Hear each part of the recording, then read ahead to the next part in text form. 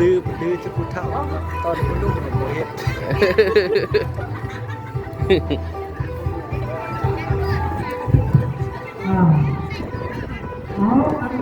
ต้องเป็นงานเลยเนาะ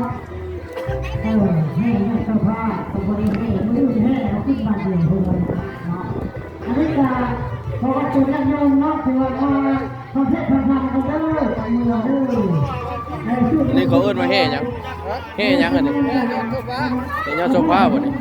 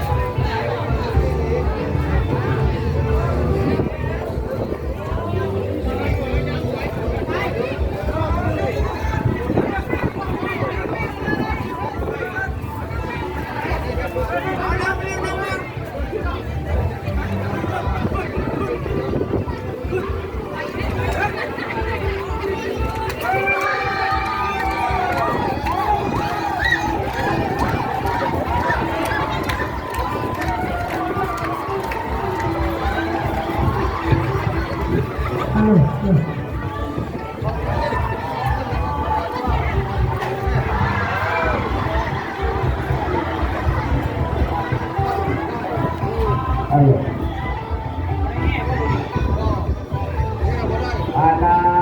กิริเนาะขอเพลงนำหลักทั้งอำนาจการปกครองทั้งญาติพี่น้องของคุณยังยงว่าที่จะได้แง่นะยกตัวว่าแต่ว่ายุคแล้วเนาะขอไปน้ำละลายเพื่อนว่าเพื่อนนะให้เราคืนเลยเนาะมันมีการเปลี่ยนแปลงในนั้นเนาะและขอไป